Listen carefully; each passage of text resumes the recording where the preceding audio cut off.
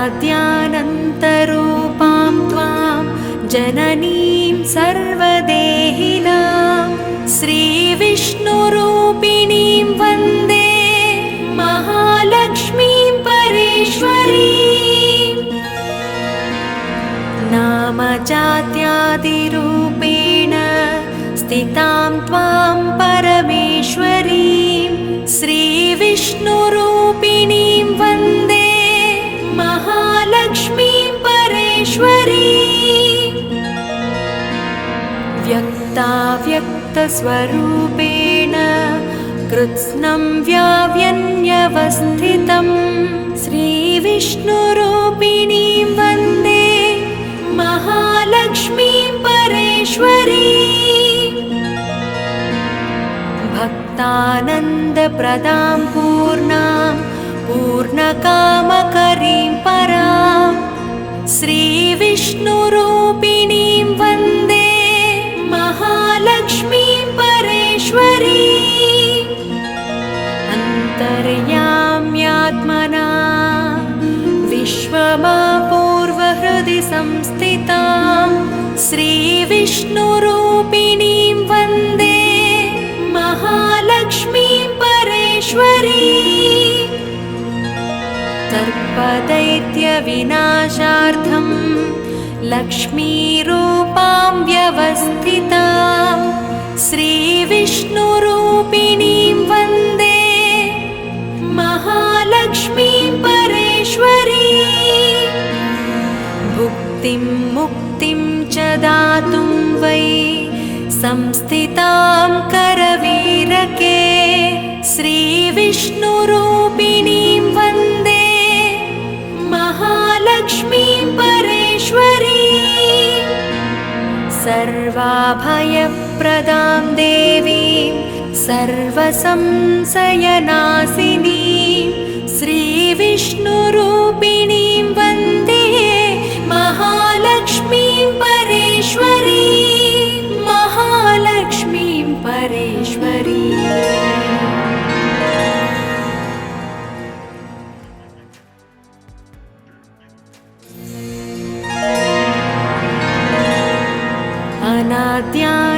अनाद्यानन्तरूपां त्वां जननीं सर्वदेहिनां श्रीविष्णुरूपिणीं वन्दे महालक्ष्मीं परेश्वरीं।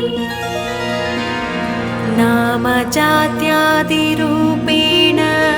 स्थितां त्वां परमेश्वरीं श्रीविष्णुरूपिणीं वन्दे महालक्ष्मीं परेश्वरीं।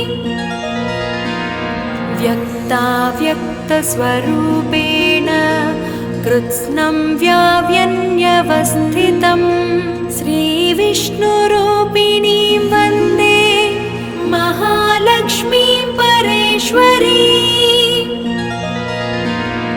भक्तानन्दप्रदां पूर्णां पूर्णकामकरीं परां श्रीविष्णुरूपिणीं वन्दे महालक्ष्मीं परेश्वरीं। अन्तर्याम्यात्मना विश्वमापूर्वहृदि संस्थितां श्रीविष्णुरूपिणीं वन्दे महालक्ष्मीं परेश्वरीं। सर्पदैत्यविनाशार्थं लक्ष्मीरूपां व्यवस्थितां श्रीविष्णुरूपिणीं वन्दे महालक्ष्मीं परेश्वरीं। भुक्तिं मुक्तिं च दातुं वै संस्थितां करवीरके श्रीविष्णुरूपिणीं वन्दे महालक्ष्मीं परेश्वरीं। सर्वाभयप्रदां देवीं सर्वसंशयनाशिनीं श्रीविष्णुरूपिणीं वन्दे महालक्ष्मीं परेश्वरीं। महालक्ष्मीं परेश्वरीं।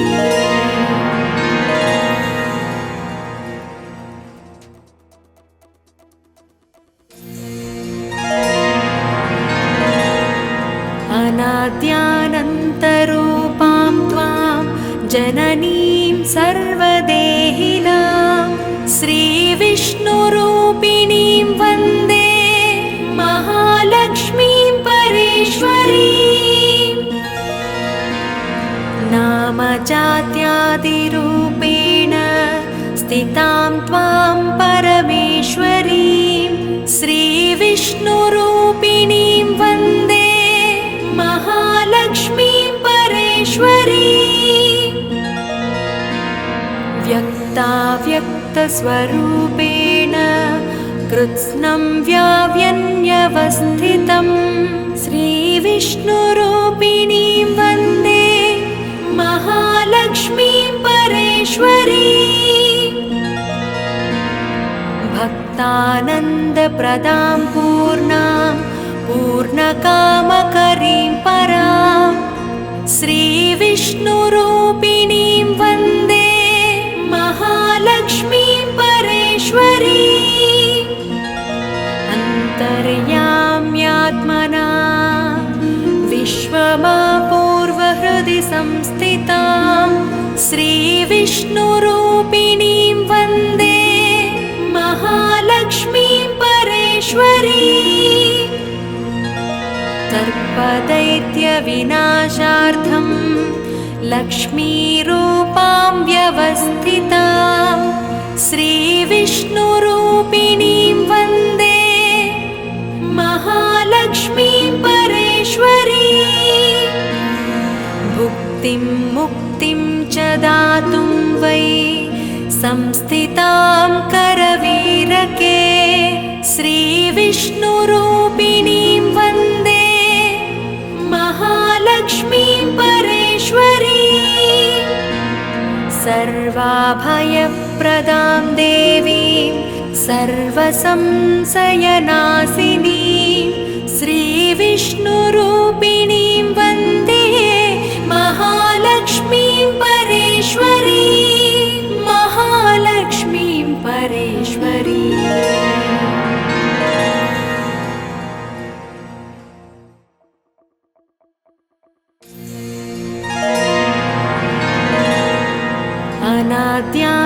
अनाद्यानन्तरूपां त्वां जननीं सर्वदेहिनां श्रीविष्णुरूपिणीं वन्दे महालक्ष्मीं परेश्वरीम्। नामजात्यादिरूपेण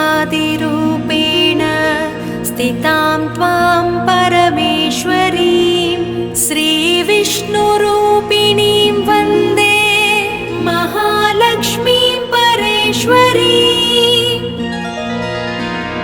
व्यक्ताव्यक्तस्वरूपेण कृत्स्नं व्याव्यन्यवस्थितं श्रीविष्णुरूपिणीं वन्दे महालक्ष्मीं परेश्वरीम्। भक्तानन्दप्रदां पूर्णां पूर्णकामकरीं परां श्रीविष्णुरूपिणीं वन्दे महालक्ष्मीं परेश्वरीम्। अन्तर्याम्यात्मना विश्वमापूर्वहृदि संस्थितां श्रीविष्णुरूपिणीं वन्दे महालक्ष्मीं परेश्वरीम्। सर्पदैत्यविनाशार्थं लक्ष्मीरूपां व्यवस्थितां श्रीविष्णुरूपिणीं वन्दे महालक्ष्मीं परेश्वरीम्। भुक्तिं मुक्तिं च दातुं वै संस्थितां करवीरके श्रीविष्णुरूपिणीं वन्दे महालक्ष्मीं परेश्वरीम्। सर्वाभयप्रदां देवीं सर्वसंशयनाशिनीं श्रीविष्णुरूपिणीं वन्दे महालक्ष्मीं परेश्वरीम्। महालक्ष्मीं परेश्वरीम्।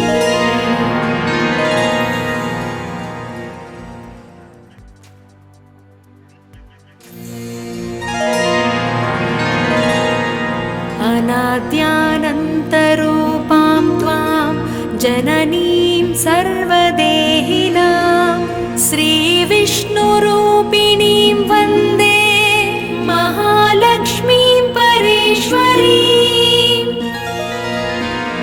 नामजात्यादिरूपेण स्थितां त्वां परमेश्वरीं श्रीविष्णुरूपिणीं वन्दे महालक्ष्मीं परेश्वरीं व्यक्ताव्यक्तस्वरूपेण कृत्स्नं व्याव्यन्यवस्थितं श्रीविष्णुरूपिणीं वन्दे महालक्ष्मीं परेश्वरीं भक्तानन्दप्रदां पूर्णां पूर्णकामकरीं परां श्रीविष्णुरूपिणीं वन्दे महालक्ष्मीं परेश्वरीं अन्तर्याम्यात्मना विश्वमापूर्वहृदि संस्थितां श्रीविष्णुरूपिणीं वन्दे महालक्ष्मीं परेश्वरीं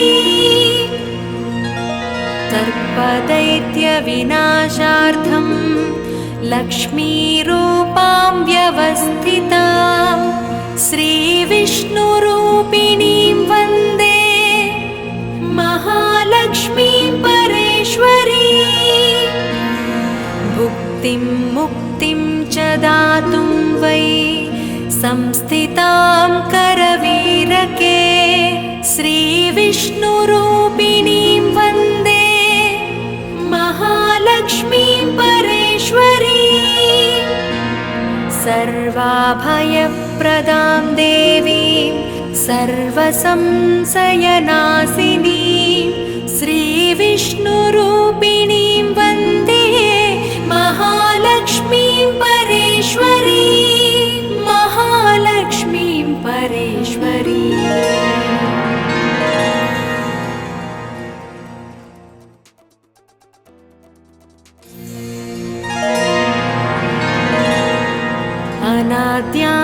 अनाद्यानन्तरूपां त्वां जननीं सर्वदेहिनां श्रीविष्णुरूपिणीं वन्दे महालक्ष्मीं परेश्वरीं नामजात्यादिरूपेण स्थितां त्वां परमेश्वरीं श्रीविष्णुरूपिणीं वन्दे महालक्ष्मीं परेश्वरीं व्यक्ताव्यक्तस्वरूपेण कृत्स्नं व्याव्यन्यवस्थितं श्रीविष्णुरूपिणीं वन्दे महालक्ष्मीं परेश्वरीं भक्तानन्दप्रदां पूर्णां पूर्णकामकरीं परां श्रीविष्णुरूपिणीं वन्दे महालक्ष्मीं परेश्वरीं अन्तर्याम्यात्मना विश्वमापूर्वहृदि संस्थितां श्रीविष्णुरूपिणीं वन्दे महालक्ष्मीं परेश्वरीं सर्पदैत्यविनाशार्थं लक्ष्मीरूपां व्यवस्थितां श्रीविष्णुरूपिणीं वन्दे महालक्ष्मीं परेश्वरीं भुक्तिं मुक्तिं च दातुं वै संस्थितां करवीरके श्रीविष्णुरूपिणीं वन्दे महालक्ष्मीं परेश्वरीं सर्वाभयप्रदां देवीं सर्वसंशयनाशिनीं श्रीविष्णुरूपिणीं वन्दे महालक्ष्मीं परेश्वरीं महालक्ष्मीं परेश्वरीं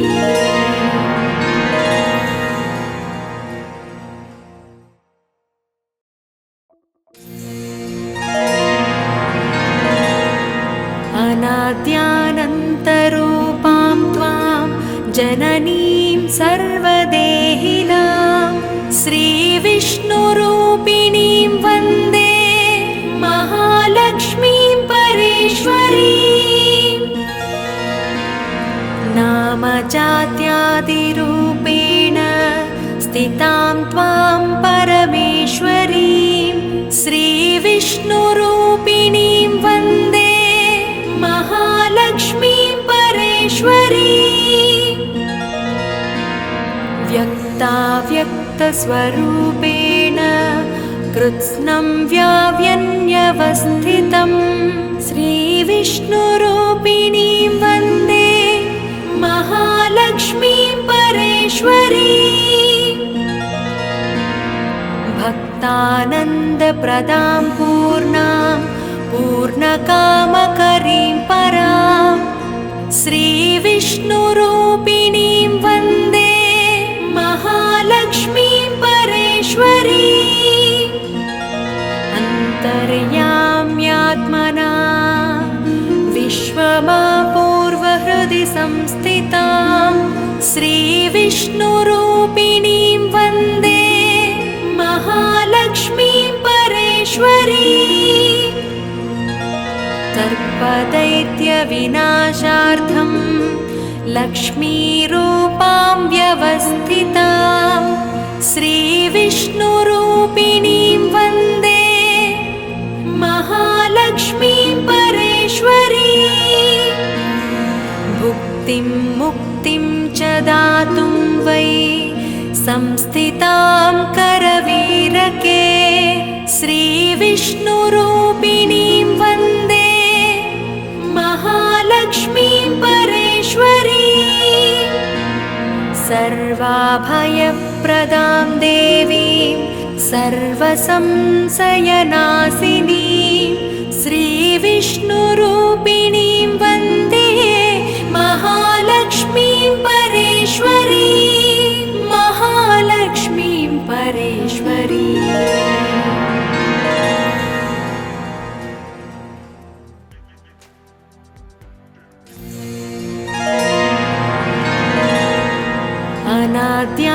अनाद्यानन्तरूपां त्वां जननीं सर्वदेहिनां श्रीविष्णुरूपिणीं वन्दे महालक्ष्मीं परेश्वरीम्। नामजात्यादिरूपेण स्थितां त्वां परमेश्वरीं श्रीविष्णुरूपिणीं वन्दे महालक्ष्मीं परेश्वरीम्। व्यक्ताव्यक्तस्वरूपेण कृत्स्नं व्याव्यन्यवस्थितं श्रीविष्णुरूपिणीं वन्दे महालक्ष्मीं परेश्वरीम्। भक्तानन्दप्रदां पूर्णां पूर्णकामकरीं परां श्रीविष्णुरूपिणीं वन्दे महालक्ष्मीं परेश्वरीम्। अन्तर्याम्यात्मना विश्वमापूर्वहृदि संस्थितां श्रीविष्णुरूपिणीं वन्दे महालक्ष्मीं परेश्वरीम्। सर्पदैत्यविनाशार्थं लक्ष्मीरूपां व्यवस्थितां श्रीविष्णुरूपिणीं वन्दे महालक्ष्मीं परेश्वरीम्। भुक्तिं मुक्तिं च दातुं वै संस्थितां करवीरके श्रीविष्णुरूपिणीं वन्दे महालक्ष्मीं परेश्वरीम्। सर्वाभयप्रदां देवीं सर्वसंशयनाशिनीं श्रीविष्णुरूपिणीं वन्दे महालक्ष्मीं परेश्वरीम्। महालक्ष्मीं परेश्वरीम्।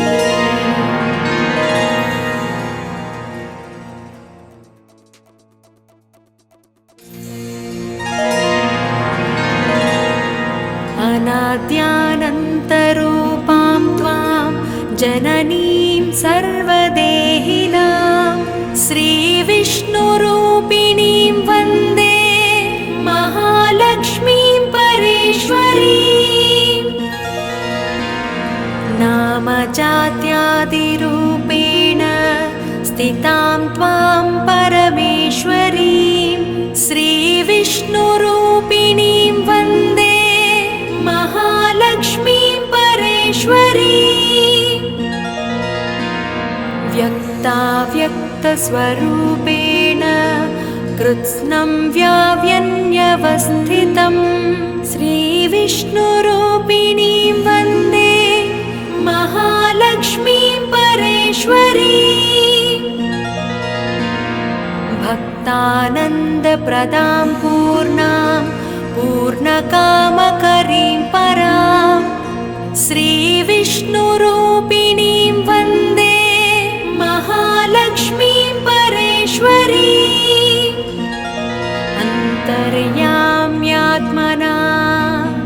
विश्वमापूर्वहृदि संस्थितां श्रीविष्णुरूपिणीं वन्दे महालक्ष्मीं परेश्वरीं।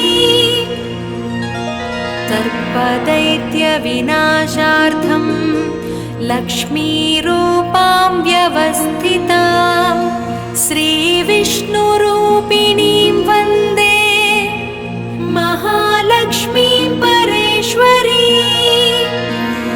भुक्तिं मुक्तिं च दातुं वै संस्थितां करवीरके श्रीविष्णुरूपिणीं वन्दे महालक्ष्मीं परेश्वरीं।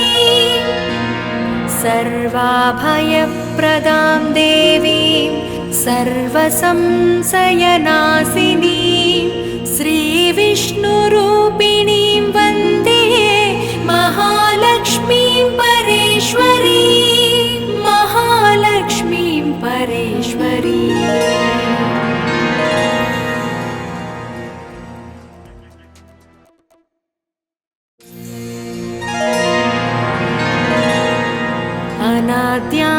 अनाद्यानन्तरूपां त्वां जननीं सर्वदेहिनां श्रीविष्णुरूपिणीं वन्दे महालक्ष्मीं परेश्वरीं।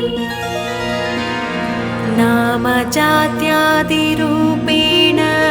स्थितां त्वां परमेश्वरीं श्रीविष्णुरूपिणीं वन्दे महालक्ष्मीं परेश्वरीं। व्यक्ताव्यक्तस्वरूपेण कृत्स्नं व्याव्यन्यवस्थितं श्रीविष्णुरूपिणीं वन्दे महालक्ष्मीं परेश्वरीं। भक्तानन्दप्रदां पूर्णां पूर्णकामकरीं परां श्रीविष्णुरूपिणीं वन्दे महालक्ष्मीं परेश्वरीं। अन्तर्याम्यात्मना विश्वमापूर्वहृदि संस्थितां श्रीविष्णुरूपिणीं वन्दे महालक्ष्मीं परेश्वरीं। सर्पदैत्यविनाशार्थं लक्ष्मीरूपां व्यवस्थितां श्रीविष्णुरूपिणीं वन्दे महालक्ष्मीं परेश्वरीं। भुक्तिं मुक्तिं च दातुं वै संस्थितां करवीरके श्रीविष्णुरूपिणीं वन्दे महालक्ष्मीं परेश्वरीं। सर्वाभयप्रदां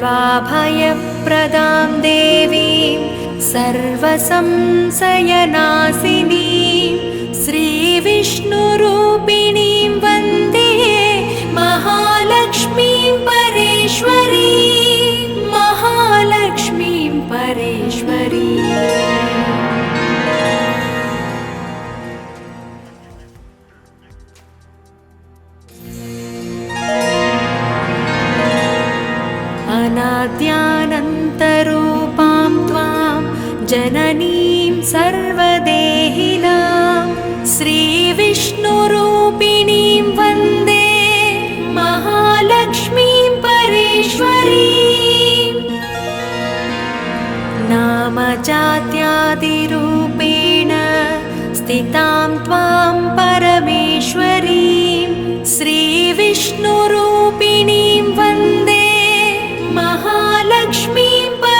परेश्वरी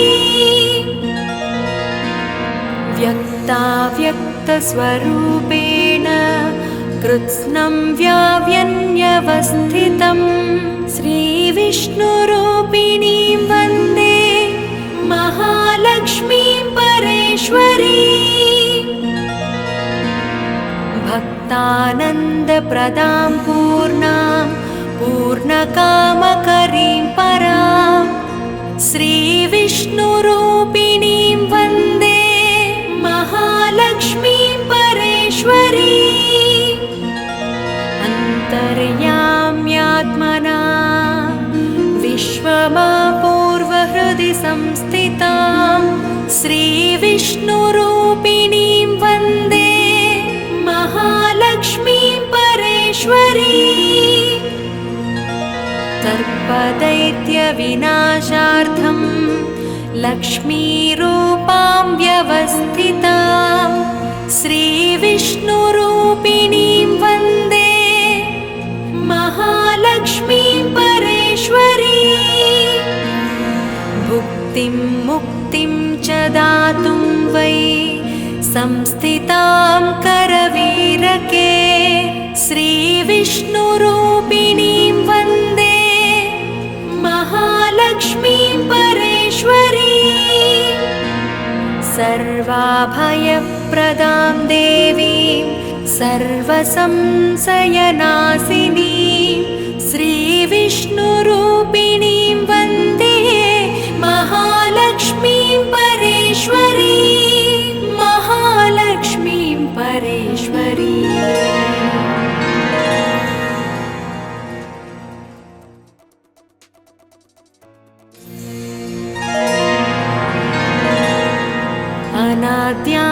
अनाद्यानन्तरूपां त्वां जननीं सर्वदेहिनां श्रीविष्णु